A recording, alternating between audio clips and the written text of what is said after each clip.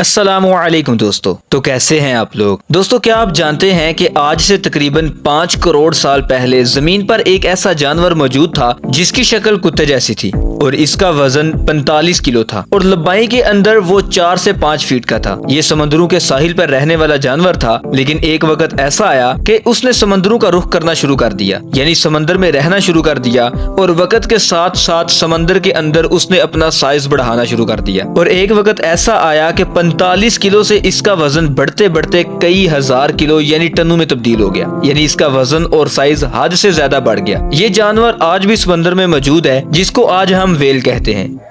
बात सुनकर शायद आपको अजीब लगे कि जमीन की सबसे बड़ी मखलूक व्हेल असल में एक कुत्ते की शक्ल का जानवर था, लेकिन आखिर कैसे हम ये कह सकते हैं कि एक कुत्ते की शक्ल का जानवर इतना बड़ा हो गया और समंदर की गहराइयों में रहने लगा। आज ये इतना बड़ा है कि इसके दिल का वजन ही 150 किलो से ज्यादा है। ये मेरे और आपके हिसाब से ना मानने वाली बात है, लेकिन इस वीडियो में हम इस ना मानने वाली बात को मानने की कोशिश करेंगे। और अगर आपको हमारी वीडियो अच्छी लगे तो चैनल को जरूर सब्सक्राइब कीजिएगा।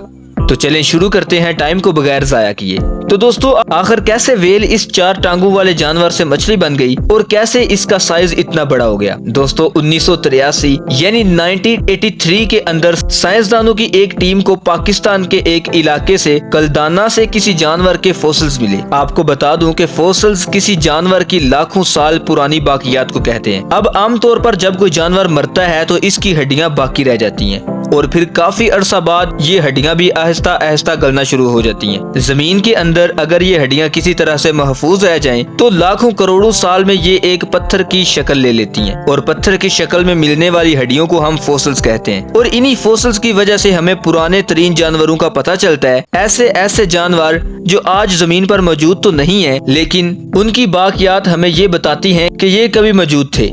इन फॉसिल से पता चलता है कि ये किस जानवर के हैं, लेकिन जब हम आज के जमाने इन जानवरों की हड्डियों को उठाकर देखते हैं तो ये हमें थोड़ा मुख्तलिफ शेप में नजर आती हैं। यानी अगर आप हजारों साल पहले किसी फॉसिल्स को उठाकर देखें और इस नस्ल में से आज जो जानवर मौजूद हैं उसका कंपैरिजन आज के दौर वाले से करें तो आपको थोड़ा फर्क जरूर महसूस होगा। इसी तरह जैसे जैसे आप पीछे जाते जाएंगे आपको फर्क ज्यादा महसूस होता जाएगा, लेकिन ये आज हमें साइंस से पता चल जाता है कि ये किस जानवर की हैं।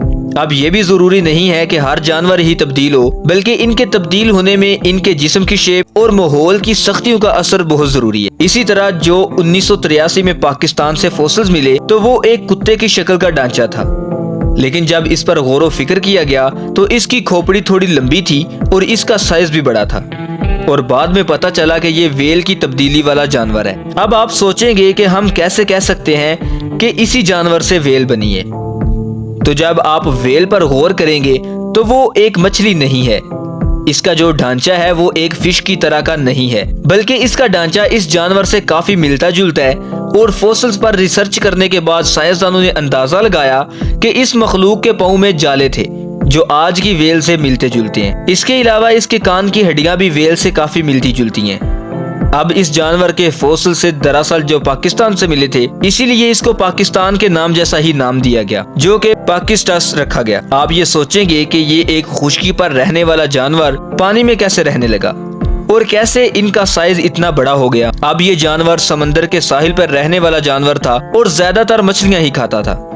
अब आप ये तो जानते ही हैं कि हर जानवर खुद को शिकारियों से बचाने के लिए मुख्तलिफ ट्रिक्स का इस्तेमाल करते हैं। अब इस जानवर का शिकारियों से बचने का तरीका ये था कि कुछ दिनों के लिए साहिल पर ही पानी में छुप जाया करता था। इस पानी के अंदर इसको कई फायदे थे। एक कि इसको अंदर ही खुराक भी मिल जाया करती थी और इसके लिए महफूज तरीन जगह भी थी। लेकिन वक्त के साथ साथ इसके आने वाली नस्लों ने पानी में ज्यादा वक्त गुजारना शुरू कर दिया, यानी जहां ये 1 या 2 दिन पानी के अंदर रहता था, इसकी नस्लों ने 4 से 5 दिन पानी के अंदर रहना शुरू कर दिया। वहां इनको खुराक भी मिलती और वह महफूज भी ज्यादा रहते थे। और फिर एक वक्त ऐसा भी आया कि जब उन्होंने समंदर के अंदर अच्छे तरह से रहना शुरू कर दिया, लेकिन ये चूंकि मछली नहीं थी इसलिए इनको सांस लेने के लिए पानी से बाहर आना पड़ता था, जिसकी वजह से ये बाहर आकर ज्यादा ऑक्सीजन लेते थे। तो इसी वजह से इनके फेफड़ों का साइज भी बढ़ने लगा। और अगर आप गौर करें तो जो आज की व्हेल है वो भी सांस लेने के लिए समंदर से बाहर आती है। अब इनके साइज के बारे में 2 तरह की थ्योरी पेश की जाती हैं। पहली ये कि समंदर की गहराइयों में एक तो इनको पानी के अंदर खुराक बड़ी अच्छी मिलने लगी, जिसकी वजह से इनका साइज इतना बड़ा हो गया।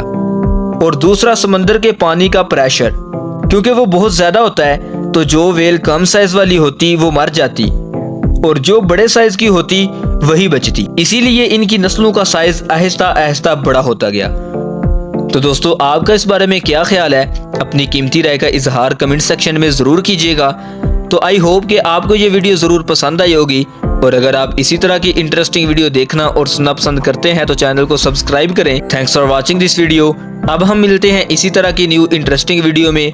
तब तक के लिए अपना बहुत सा ख्याल रखिएगा। अल्लाह हाफिज।